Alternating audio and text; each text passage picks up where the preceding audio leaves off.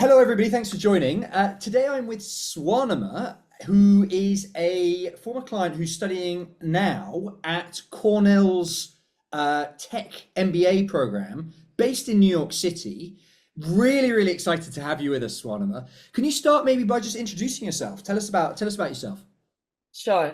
Hi everyone, I'm Swarnima. I am originally from India and I graduated with my bachelor's in engineering back in 2018. And I was working at Salesforce for close to 5 years before starting on my MBA journey at Cornell University last year, that was 2023. And I actually graduated just a month ago this year. And now I am exploring opportunities and hoping to stay in New York City. I'm sure you are. I'm not surprised.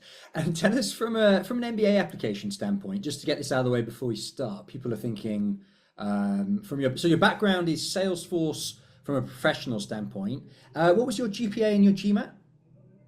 GPA Remember? was wait, what? I think it was around 9.03, something like that Okay. in my undergrad. And my GMAT was, I mean, a bit low. It was not what you would expect for a school like Cornell. Uh-huh. And I'll just say that it was not around the standard 680 or even 700, to be honest. It was lower than that. But yeah, those were my stats from this Right. standpoint. So relatively high undergrad, and then Yeah. offsetting a slightly weaker GMAT. Okay, awesome stuff. Okay, so let's dive right into the details on this then. So Mhm. you said you moved from India to the US for Right.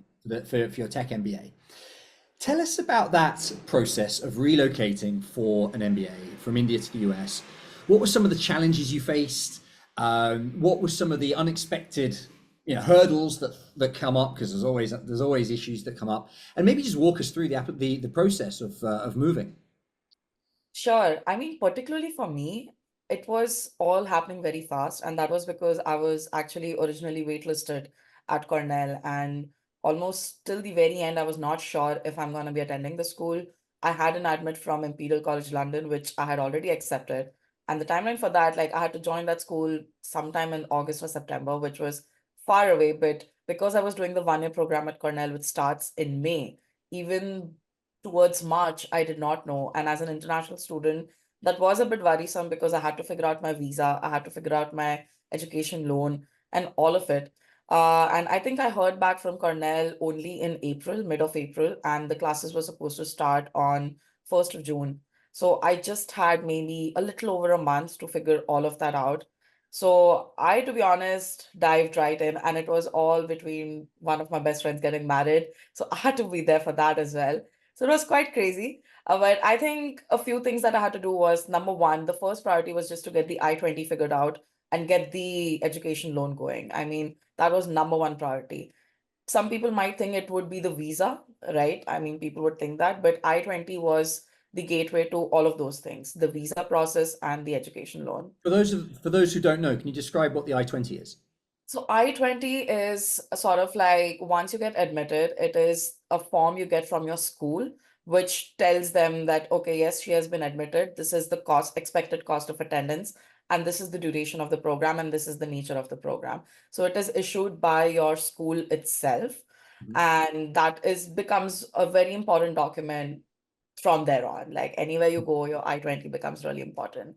So I mean, my school was very supportive. They gave me my I-20 within a day. But just to get the I-20 itself, you have to provide some financial proof and things like that, that yes, you can support yourself financially, based on the cost of attendance of the school. So I got my I-20 and then I started my visa process and my education loan process. Luckily, I actually already had my B1, B2 visa, which is the visitor visa in the US. And until last year, the policy was that if you have an active B1, B2 visa, you can just go for a Dropbox and you do not need to go for a student, like a F1 interview. Uh-huh. Although, as per my understanding, that policy has changed this year onwards. Right. A lot of my incoming students were telling me that that policy does not exist anymore. But because it was there last year, I think I was able to manage my visa. I just had to drop it in the Dropbox. There were no interviews involved, no biometrics. I just literally had to drop it with the I-20 and the loan papers. I got my visa in my mail, I think just within a week. And then the rest of it was a bank loan, and I chose to go with an Indian bank for an education loan. Mhm. Don't know whether that was a right or wrong decision, but at that time, because I did not have too much time to figure things out, I just felt that that's the best way for me to go forward. And yeah, literally booked my tickets, packed my house in Bangalore, and slept on my flight for the first time in like 1 month. And yeah, here I was. And then landed in New York, and then I guess didn't rest there either, really. Yeah, this 1 year has been, because it is an accelerated 1 year program, it has been hectic to say the least. For Yeah. those who are thinking about their MBAs, plan in a way so that you can maybe enjoy a small break or a vacation before you start. Well, let's dive into it then. So tell us about the program. So you're doing the 1 year Tech MBA with Cornell. As Right. we discussed before the call, you're actually based in New York City. Is that right? That's right. So how So, does I that mean, all work? yeah, sure. So Cornell University, yeah, the main campus is actually in Ithaca, but my course is delivered by the Cornell Tech campus, which is actually right in New York, in Manhattan. Wow. So there's a small strip of island called Roosevelt Island, which is between Manhattan and Queens. That's where the campus is located. And until our year, there were 2 months we spent in Ithaca and the rest of it in New York. But this year, they are delivering the entire program in New York. Next year, maybe they might revisit this decision. But having said that, we have spent most of our time in New York at the end of the day. And it has been a great experience so far. Like what makes it different? What makes it different, number one, is the fact that yes, it is an accelerated MBA. So we actually start in the summer itself. So our classes start in June. We have a very accelerated core summer term where we do the core MBA subjects like, finance, strategy, marketing, and things like that. And that wraps up around 2.5 months. And then we start in the fall semester along with everyone else. And then we have the spring semester. So we just have 3 semesters instead of 4 semesters in a regular MBA. So that's the way it is structured. And being in New York, Cornell is unique that way as well. It's one of the few schools who actually have a campus. I think that's a rare thing to have in New York. It's a small campus, but it's really nice. It's lovely. Roosevelt Island is lovely. And we have on-campus accommodation as well. And I was lucky enough to get that. So that way, this 1 year has been amazing. You cut out there for a second. You were saying it's a small, lovely small campus. So it is, I mean, very few schools in New York have this luxury to actually have a campus, especially if it's based in Manhattan. Right. And Cornell Tech is one of the few ones who have that. So Roosevelt Island is a great place, right? So I always say it's close enough to Manhattan, but far away from the chaos. So it's Right. really beautiful. And I was lucky enough to get the on-campus housing and accommodation as well. And with all my peers. So almost I think 80 to 90% of my classmates live in the same building. Yeah. So I think that helped us to bond in another way altogether.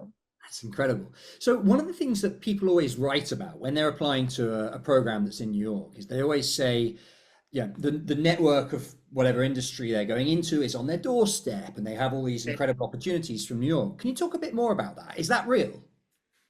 For sure. Of course, I was doing the tech MBA, coming from a tech background, wanting to go back into tech. So I was more inclined to that. And let me say, yes, this is real. The ecosystem, the tech ecosystem, at least I can just speak for that. The Mm. tech ecosystem over here is real. We just actually concluded the New York Tech Week as well, where there's 1 week host of events happening. Like you name it, it's happening. And Wow. that just gives you a place to expand your network even further. And you're not just limited, to the school you're attending or the class or your classmates. Mm. Like if you typically go to college towns, that's what typically happens. But in New York, you have unlimited access to these sort of things. And this tech week is just one particular week, but even apart from that, throughout the year, there is something or the other happening. You just need to start getting involved or getting associated with those communities and just, showing up and just being consistent about it. If you are, then yeah, it's limitless. You can build a very strong network just by being in New York. Fantastic. Are you planning on staying there after your MBA?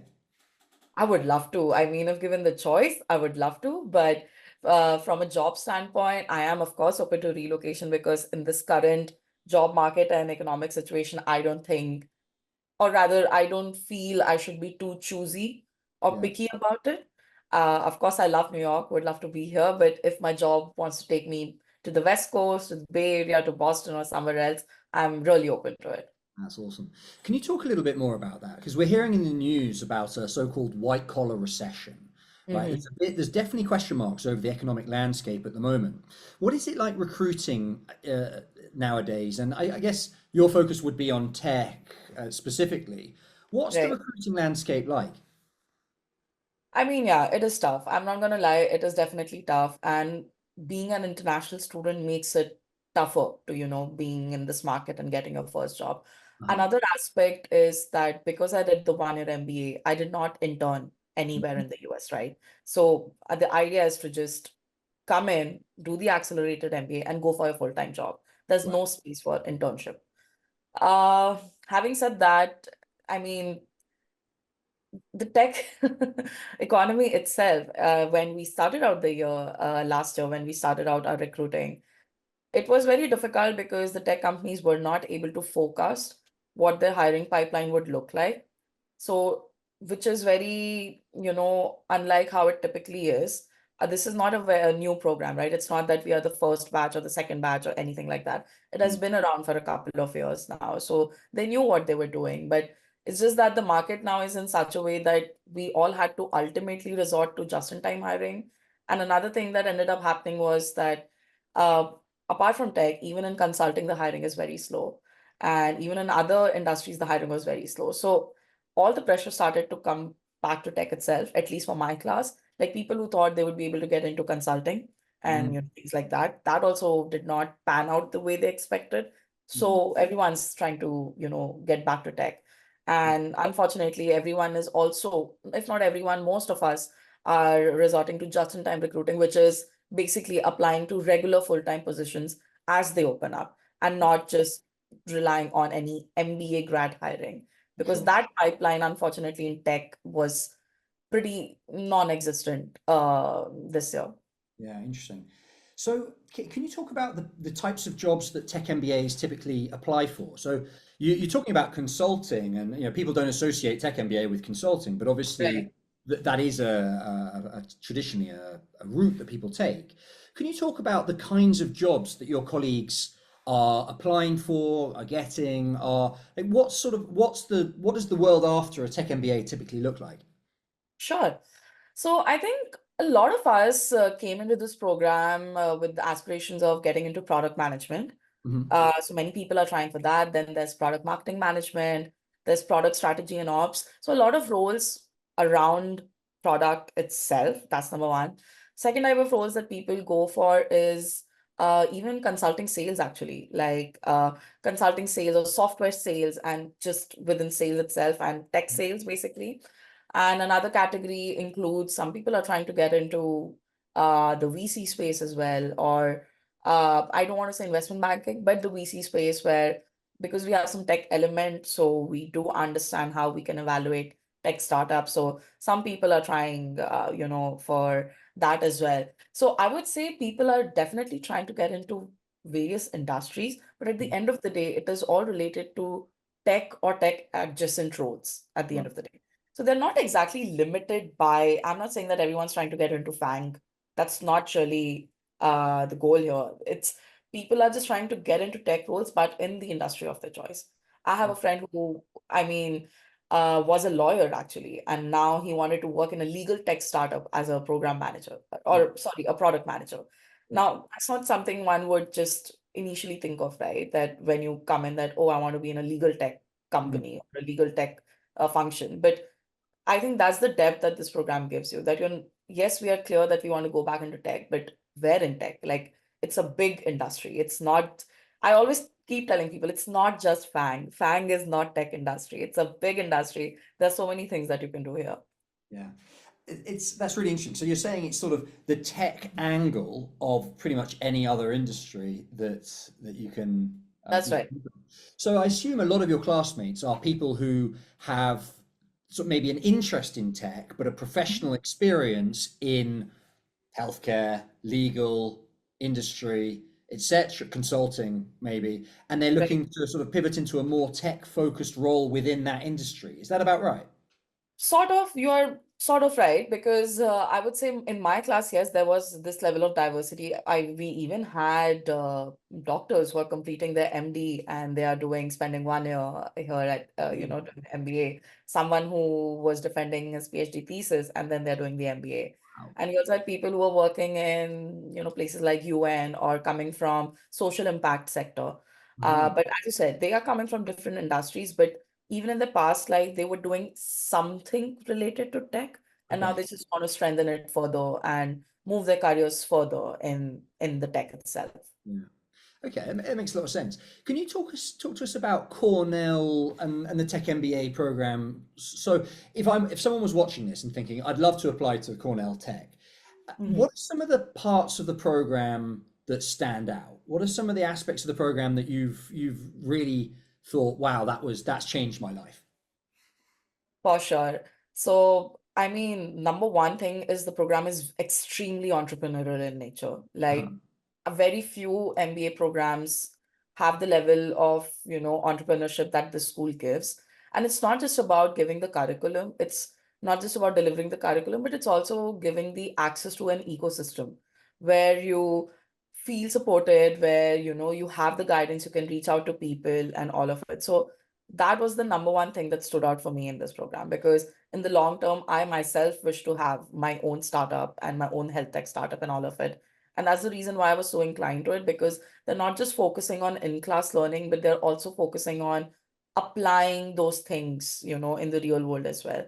And how it works is through the studio curriculum, actually. And the studio curriculum, the way it is delivered is that you would be working with people who are doing their engineering degrees, like the masters in engineering, their LLMs, which is a master's in like a law. So you Mhm. are working with a very diverse team that way, and you're trying to work on your own startup, work on a product challenge, and things like that. The curriculum is like divided into fall and spring, and they have their own thing. But that was one thing that stood out for sure.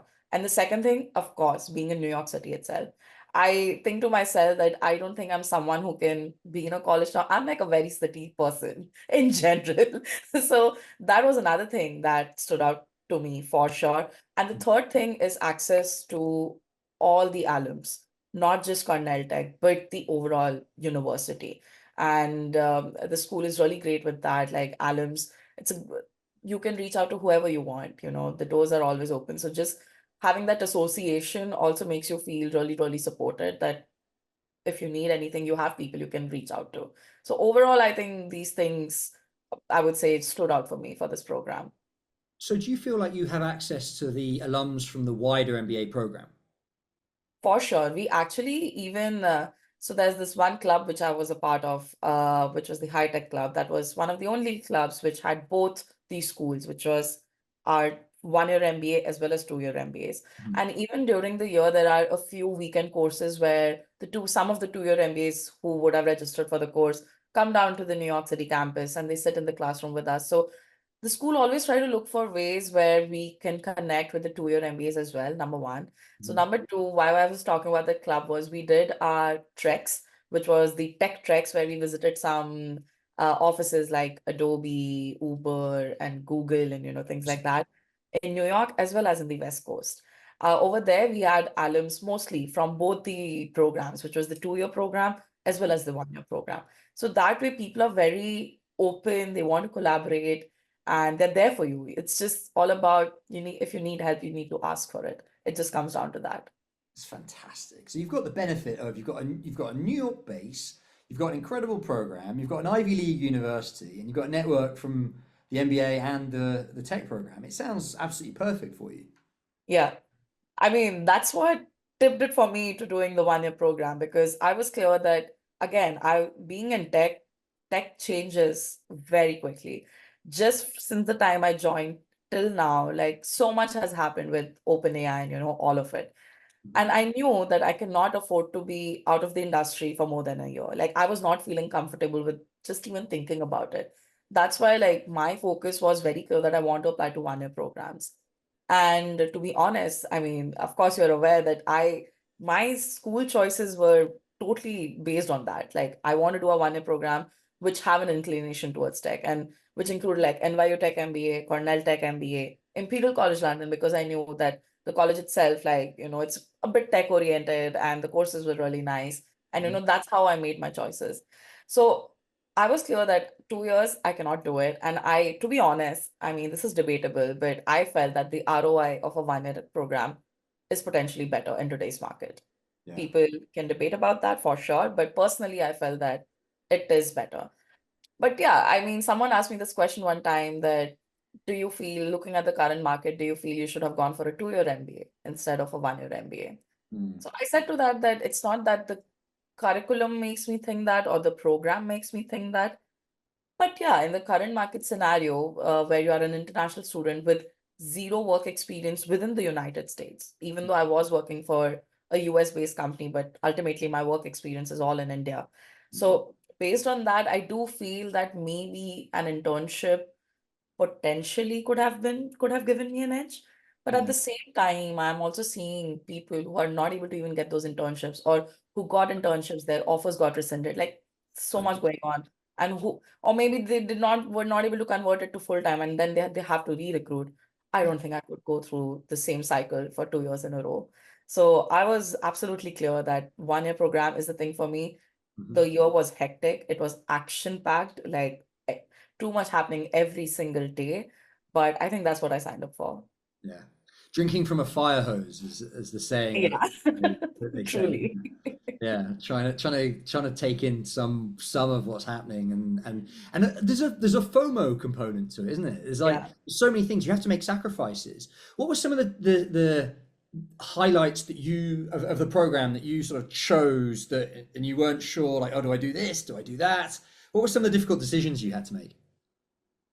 I mean, yeah, that's a really good question. If I think about it, to be honest, I focused more on connecting with people Mhm. rather than sitting in the classroom. Again, this is up for debate, but it's not that I was constantly missing classes or anything. It was nothing like that. But if there was a great opportunity to network, that just not means outside, like even with my classmates or with the Cornell community, like they do host events and things like that. And if it was possible for me to maybe skip some part of the class or catch up on the class a bit later, I would do that because I felt that connecting with people potentially would be a lot more important than Sure. just sitting in a classroom. And our professors would also typically be very open to that. As I said, we're not trying to take anyone for a ride. We are still putting in the work, doing our things. And it used to be very rare, first of all. It's not that things would overlap, all the time. It was very rare, but I would do that. And the second thing, of course, I gave a lot of importance to just building a deep relationship with the people I was in my classroom with. We were a small cohort, like relatively small cohort. We were just what, I think 85 to 90 people, Mhm. which is a little unlike of very large MBA programs. That was another thing which drew me to this because I did not want to be in a program with, like 500 people or 300 people because it's not possible for you to know all the 300 or 500 people personally. So I spent some time in trying to get to know everyone personally and building some sort of a relationship, with each and everyone in my classroom because at the end of the day, that's what we are here for. That this is the tribe that will be there for us eventually, even 10 years or 20 years in your life. Yeah, you can. It's a way of thinking, isn't it? Yeah, Let me tell you a story. It's something I've not actually shared with anyone before. When I was doing my MBA, so Oxford, as you may know, is also a 1 year program. yeah, I actually made the decision that I wasn't going to do any recruitment at all during the program and just meet as many people as I possibly could. So I was social chair of the cohort and I was organizing parties and I was making friends. And I said, I'm just going to do the recruiting after the program ends because there was this fire hose of things yeah, happening and I couldn't do everything at once. I was in a slightly different position because I didn't have visa yeah. constraints. So and then job market looked different. So I just did everything I could for the program, meeting as many different people as I could. And then it all ended. And then I was there like, right, okay, now I need to go get a job. So then I went back and then I just started the recruitment process from scratch after my MBA. And it took 3 or 4 months to find the job that I was looking for. And it was Yeah, a bit delayed. But looking back, no regrets at all. No regrets at all. absolutely. it's the network that you come back with and the relationships and the friendships that you'll take with you. That's Yeah. that's ultimately what it's I about. mean, yesterday I was sitting with my friends, so they're actually from Indonesia and they have to go back. So we were just sort of doing like a farewell lunch, brunch sort of a thing. And we're just sitting and, reminiscing on old memories, old times. And whatever came up, like we were discussing what are the highlights of the program, right? At the end of the day, those highlights were not exactly related to the classroom. They No. were related to the people. I think that is what stays with you forever at the end of the day. So the learning is all for you, but all the relationships, all like as a group, it's for everyone together. I hear this all the time because ultimately, whether it's a tech MBA or I was in finance, the hard skills, like ultimately, you can find that stuff out after the program. I mean, it's Yeah, going to change, especially tech. Like it's going to yeah, change, it's going to evolve. But ultimately, you've got that foundation that you can go and teach yourself something if you need to in that. exactly. If you missed a class or whatever, you can catch up. Yeah. But the relationships, those you only have 1 year or 2 years to establish those, and that's all you can. That's the only time you can do That's it. such a great point. Like, especially for product management, there's so many people who say that you probably don't even need an MBA to get into Mhm. pivot into product management. Or there's so many courses that are being offered online, like a 6-month course or whatever, like a boot camp to help you pivot into product management. But that will not give you the experience that an MBA gives you at the end of the day. Like, yeah, you can sit at home and do a course for sure. And if that's all you can do, that's great either. There's nothing bad in that, or there's nothing wrong in that. But many people have started to say things like, why would you even do an MBA, especially in today's economy? And I don't agree with that statement. I mean, I was in a great job. I was in a great place. Me doing an MBA was not out of spite or not because I was frustrated at my job or anything like that. I had a Necessity. great growth potential. Yeah. I mean, my managers are like, are you sure you want to go? Like, have you really made up your mind? Are you really sure? I'm like, yeah, I am. And when I came last year, the job market was not great last year either. It's not that it was all rosy. And we knew what we are signing up for. Yes, did we have hope that it will improve? We did. Did it improve? No, but we did. We were hopeful, right? For me, I was very clear that I'm going for the experience at the end of the day. I knew that for me, MBA is not a short-term investment that I'm looking for, that, I'm not looking for short-term benefits that right out of school, I want a job with 250K salary or a 200K salary. That would have been nice, obviously, if, that was the byproduct of me doing the MBA, but that was not exactly the end goal. I knew that me doing the MBA would give me long-term results and long-term benefits. And that is what I ended up focusing on, just ensuring that in the long term, I should be able to feel the benefits of me doing the MBA. And then that's when I'll realize my investment. In the short term, almost every other day we think, did we do it right? Like, I don't know, in this job economy, leaving a well-paying job and not trying to enter the job market again, wasn't that a wise decision? So I don't have any regrets because I knew what I was signing up for. And I do have that belief that in the long term, everything will be fine for everyone, for all of my classmates, not just me. So I like to focus on the bigger picture, I would say. Love it. No, you're totally right. It's brilliant. Can you tell me? Let's talk about the application process. Let's Mhm. rewind. It must have been like what 2 years ago that you started the application process, and I'm sure you had some highlights and some lowlights from that process. So tell us about the application process for the MBA. What were some of the challenges that you faced, and some maybe some of the particularly the unexpected challenges? Because everyone knows going into an MBA application process it's quite it's not easy because the prize is so large, it's competitive. What were some of the challenges that you faced in that application process that people should know about? Sure. I mean, I would like to backtrack a bit more, which Okay. was maybe 3 or 4 years ago. Because when I did my applications 2 years ago, that was actually my second time doing Uh-huh. MBA applications. So I had already by then done one round of applications with the schools I selected or I thought I wanted to go into, and with applications all over the place. And I did it. I did get some admits, I did get some hard rejects, and I just, in my heart, I did not feel that those were the right schools for me, or somewhere I was just not getting that right feeling. And then I decided to, okay, let's give it one last shot at this entire thing and then go from there. So I think overall, the admissions process, of course, like as everyone's aware, you have to fill out the applications, like you have to write those essays, and then you have to, if shortlisted, you'll have some interviews, and then you'll possibly get the admit. Now, for me, I would also like to touch upon the differences I felt, right? Because I did it twice, once sort of by myself and once with you and your team, right? So I would like to talk about that as well. But overall, when I started my application journey just by myself, of course, I had already done my GMAT and actually done it a couple of times with the hopes that, I'll get a higher score, which did not happen. And because it was around some COVID years, some schools were offering test waivers and you did not even need a test score to apply. And, I thought that could be potentially be a better option for me because my score is anyway lower than what the class average is.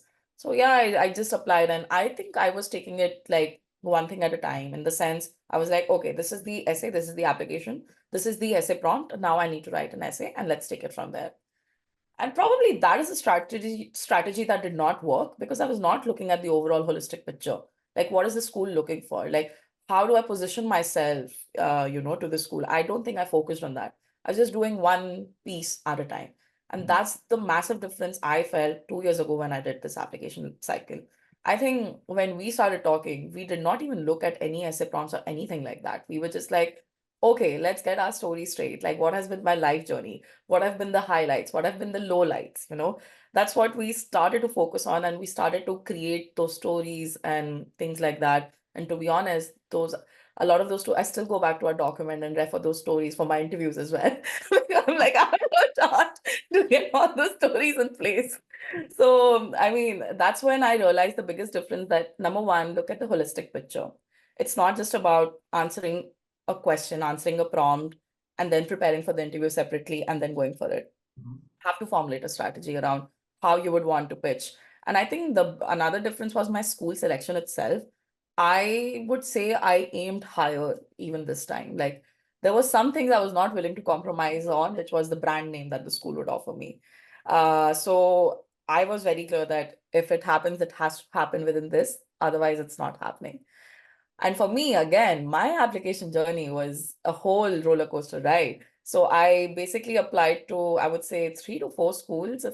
I don't even remember. 3 schools for sure. I think I applied to one or two more, but which was Imperial College London, NYU Tech MBA, and Cornell Tech MBA. Luckily, the timelines for all these schools were sort of phased out a bit. Like it was not that I had to do 2 applications at the same time. My approach was to do one application at a time once my prep was done, at least. And another thing was that uh, I think all the schools had, one could say similar prompts, but very different things. Like NYU, for example, like the pick six sort of an essay thing. Although I didn't have to do it this time because I was a reapplicant over there. So I had already done it last time and all of it. So all schools actually then they look for different things. And one might think that I'll just write one SOP, like a statement of purpose, and repurpose it everywhere. It unfortunately doesn't work like that for MBAs. So that was that. But for me, the biggest problem was my work was crazy. Number one, I think I was writing my essays while being in the cab while traveling because I was traveling a lot. I was taking calls from the hotel. I'm like, it was crazy for sure. And the second thing was I got waitlisted like by 2 of these schools, which was NYU and Cornell. That's when, to be honest, I just thought it's done because this was the second time I got waitlisted at NYU. I was waitlisted the year before as well.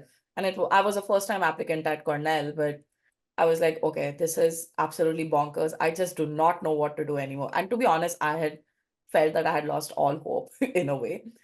But then, working with you and John, I realized that all hope is not lost. There are still things that we can do.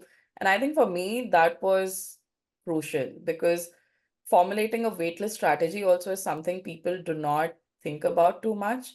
They just leave it, I don't want to say fate, but they just leave it to the fact that, oh, we got a promotion or we got like there was a change in our pay. So maybe we'll just provide that one document or maybe we'll just do that. But you still have to time it ultimately because there are other rounds going on. And oh, another thing I missed was that, of course, I focused on applying in the priority rounds or round one. That was my focus as well.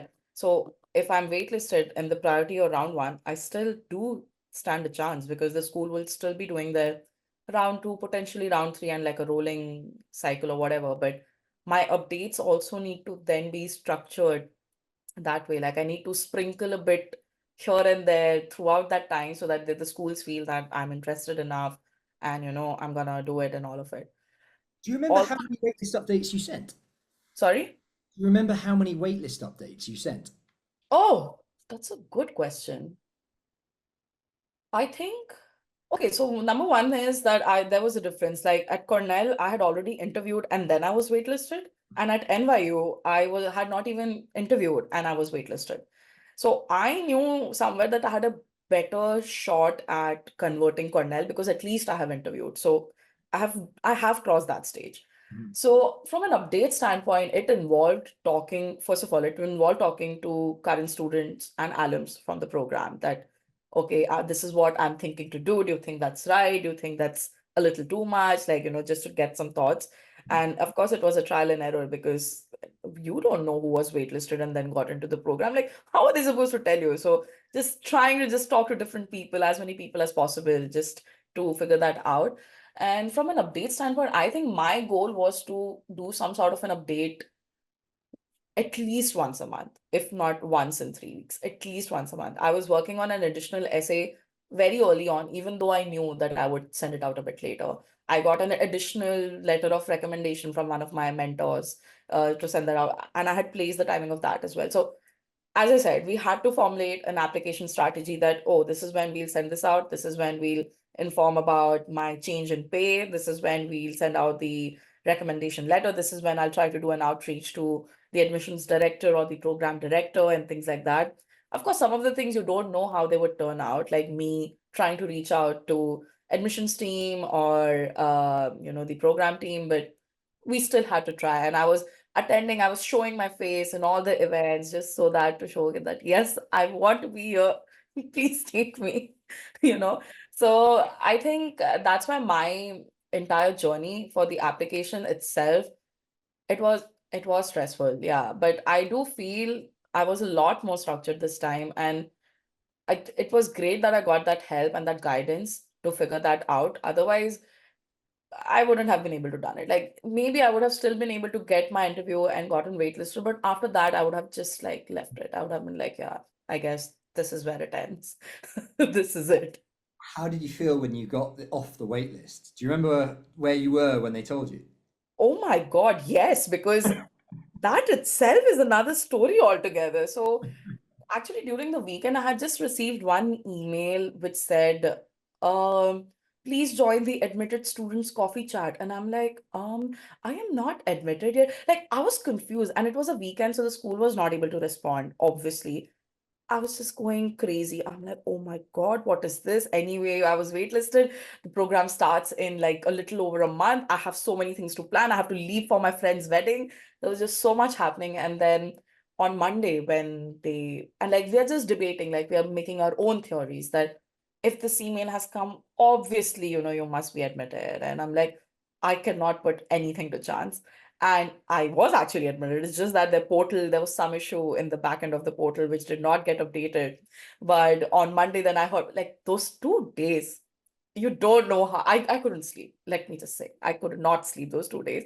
So when I was in India itself, right? So when I was able to establish some sort of like contact with the school, and then they said, okay, they'll check and then they'll get back to me, whatever. And they got back, luckily, within the next half an hour, but it was already what? Like 11 p.m. at night. I was at my parents' place because I had to attend my friend's wedding, and my parents were asleep. But when I saw the admit, I literally woke them up. I went to the room. I'm like, it has happened. I am going to New York. Because the week before that, we had already celebrated in my family that I am leaving for London in August. Yeah. And Imperial College London was hosting like some, like a pre-orientation sort of a thing where you had to fly down to London and things like that. My passport was actually in the UK embassy when my admit came in. I did not even have my passport. And I had told my manager as well that don't worry, I'm going to leave only after July. I'm not leaving anytime soon. And then this happened the next day. I'm early in the morning calling my manager that So yeah, this is sort of like, and I was already on PTO, and I'm like, yeah, so this is like my notice. Like I'm gonna send you out a formal email as well, but it has happened, and I need to leave. So it was crazy. My hairs are on edge just hearing you. I feel nervous. Hands are sweating. I was like, I'm telling you, I was in some autopilot mode after that. I'm like, okay, I have to get this done, this done, this done. And that's why the only time I could sleep peacefully was on my flight. Those 14 hours in my flight, I was knocked out. I was like, I don't know what's happening. Wow. I love that story. That's so good. It's absolutely brilliant. So, do you have any last advice for anyone who's thinking about an MBA, a tech MBA, maybe directed at Indians specifically, because that is there's a sort of there's a bigger barrier there in terms of the distance and everything. Right. What would be your advice to someone who's thinking, I want to go to America to do an MBA? Right. I mean, choose wisely, number one, between the 1 year or a 2 year program. Many schools in US have now started to offer a 1 year program, but choose wisely because there are trade-offs at the end of the day. You do get your degree in 1 year. There, the ROI, I mean, it's a lesser opportunity cost, but you get limited by the sort of pivots you can make in your career right after the MBA. So, number one, choose wisely between the programs. Second thing, choose wisely between the schools as well. There are a lot of amazing schools in the United States or even across the globe. Think about what you want to gain out of that school. Talk to people. Just by going through the website or the program will not help. You will have to connect with current students or recent alums. Nice. And when reaching out to alumni, because many people try to reach out to me, like when you send out a LinkedIn connection request, write a personalized note. Otherwise, no one is going to accept your request. No one knows why you are reaching out to them randomly. Such good advice. Like Yeah, tailor it to their background. Good. exactly. Yeah. Like present yourself the way you would present to the admissions committee. Like your journey starts from there itself. Third thing, I would say advice would be that, yeah, the market is tough. So, of course, especially for Indians, it comes out to be a very higher cost. Like the opportunity cost becomes even higher. So, think about it for sure, evaluate it really well. And, but yeah, I would say look at the bigger picture while thinking about these things. Just don't try to calculate that ROI based on the immediate short-term benefits that you might gain from the program. Think about the bigger picture and like how this MBA would help you with your long-term goals, that things you want to do maybe 5 years or 10 years down the line. Try to focus on that.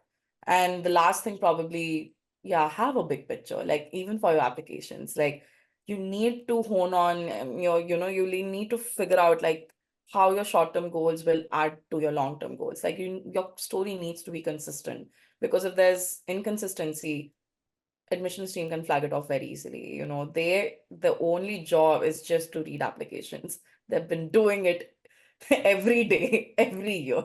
So they are smart. And with Chat GPT and all coming in, I get it. People might be using it, but even after using it, please personalize it. Please ensure that sounds like you and it does not sound like a bot, is all I'll say. During my time, it wasn't that prevalent, so I did not use it at all. I don't even think GPT was out when I was doing my applications. Yeah, I think it was out only early last year. So my applications are done, but I'm sure people must be thinking that, we can get our essays written by ChatGPT, just like a shortcut. But guys, no, it's very evident, especially if you're not personalizing it. Let me echo that. There is you will know, for example, when somebody reaches out to you on LinkedIn and you can tell the message has been written by ChatGPT, Yeah, ignore it. that's Recruiters, one thing. job And applicants. if I can assess it without even like reading so many things, I'm sure they can. Like it's fine if it's using just to get started, to build some ideas or whatever, but yeah, like use it as a tool to help you. Don't think that that will do the work for you. That's the only thing. And if you do use it as a tool, you still need to do the introspection. You still need to Yeah, get the content and the story straight. for You sure. use it as a writing tool. Stay authentic. Sorry, this is my last advice. Stay authentic. Totally spot on. Absolutely fantastic. Yeah, you couldn't agree more. Like, I could not agree more. You're absolutely on point. You went through the process a couple of times and it shows. I've learned my lessons the hard way. Would not wish upon that to anyone. Like, yeah, Yeah, but guys, it worked out. yeah. It worked out. Swarnima, did you get any scholarships for your Cornell Tech MBA? So, because I was waitlisted, I mean, I did not feel that I was in a position to ask for a scholarship. And typically, scholarships are given out in the early rounds and people who get in first. But fortunately enough, I when I joined the program, we had something called as a Albert Fried Fellowship, which comes with a small scholarship as well. And it was, of course, it had to be you had to be nominated by your peers or your faculty and things like that. And then there was a committee who decided who would get that scholarship. I had to interview for it as well. But I did end up getting that scholarship. So at the end of the day, I was glad that I was at least able to offset some of these expenses in my loan by some amount, whatever that amount would be. People forget about this. You can actually get scholarships midway through programs. It's very common on Exactly. 2-year programs, especially to between your first and second year, get scholarships covering part of your second year. So Yep.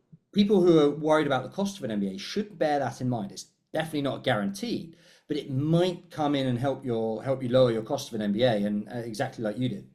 And not just that, I think there are case competitions as well, especially people who do 2-year MBAs. They participate in case competitions and things like that a lot. Mm. So, I mean, and most of them come with a decent prize money. And who do you think that prize money goes to? To the students. So, there are ways how you can figure out like how to lower your cost and things like that. In a 1-year program, it does get tricky because you don't have that much time. But in a 2-year program, at least, like there are a lot of ways through which you can lower your ultimate cost of attendance. When you start your internship, it pays pretty well, through which you can actually get your living expenses for the next year just by yourself. So people tend to forget those aspects, and in a way, I get it. Like you would want to look at the overall cost of attendance and things like that when applying, and you do have to show those funds as well. But oftentimes things do get figured out. You just need to have a will. I was even actually doing some sort of like a course assistantship through which I was able to make some money out of it, right? Like I was doing some part-time work and things like that within the university itself. So there are a lot of ways in which you can try to offset your cost if need be. Lots of graduates get sign-on bonuses as well, don't they? Exactly. Obviously Yep. depending on the job market, etc. But and tech is fairly well known it certainly used to be quite well known for its sign-on bonuses in some of the FANG and Meta were quite known for sign-on Yep. bonuses back in the day. Yep. That quickly cover a lot of the cost of the MBA. For sure, for sure. I mean, I would just say like have that mindset, like maybe try to change that mindset and not just think, oh my God, it's costly, but think like how, things can work out. Have a little hope. That's all Full I'll of say. hope. I love it. Sonal, one thing I forgot as well. Can I get a high five? Sure. Amazing stuff. So Anna, thanks so much. I'll see you. Oh, look, I'm following you on LinkedIn avidly, and will you, yeah, stay in touch and let us know if we can help with anything as well. I'm always here. For sure. For sure. Thank you so much.